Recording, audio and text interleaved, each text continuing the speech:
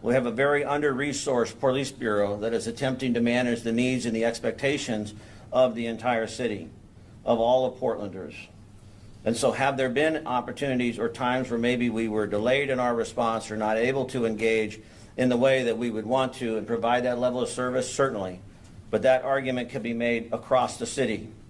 That's why I'm constantly reminding us about the importance of a fully funded, fully staffed police department. Last night, the arrests that we made based upon probable cause, not based upon individuals. The actions we've taken this week, although it has involved some high-profile folks, I've learned some names and learned some things about social media that I wasn't fully aware of. And the reality is, I know that those voices have impact. Talking about that online influencer, can you go into detail about what he's accused of and what he was arrested for?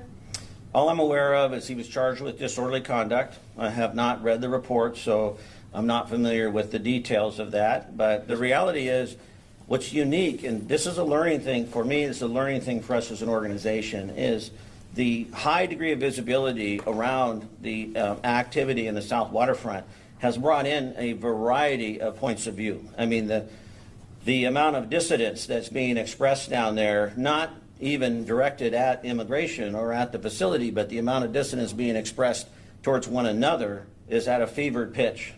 And that's where we need to start bringing the temperature down, because we are seeing all of these different perspectives and all of these different opinions gather in this small one-block area, and then unable to manage that in an appropriate way. And so we have these acts of violence, we have these fights, we have these assaults, they are occurring.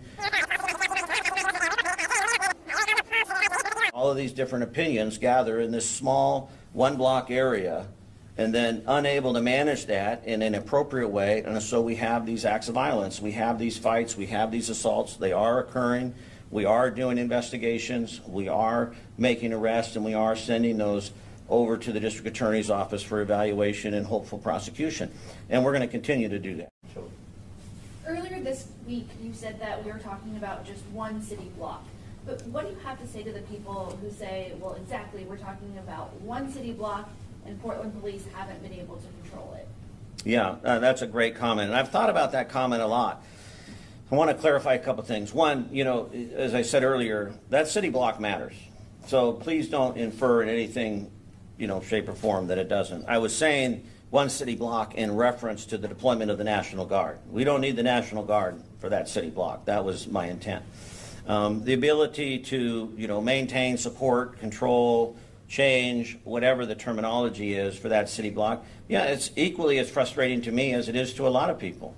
Unfortunately, there's a lot of city blocks in the city of Portland that we're not able to meet that standard. And I hear from Portlanders every day, whether it be downtown, East Portland, North, Northeast, etc., who would welcome the attention and the effort and the investment that we are making in that particular area. Some of these problems that we're talking about, not just down there, but really citywide, I mean, as I said earlier, these are system issues. These are system issues. These are not just, you know, clear out this or clear out this. This is system issues. And we need to have the whole conversation. We need to be able to talk about these competing truths and be able to hold them in a way that allows us to maybe find some paths forward. But as long as it's binary, as long as it's certainty, then, you know, we're going to continue in sort of this circular motion of make arrests, make arrests, make arrests.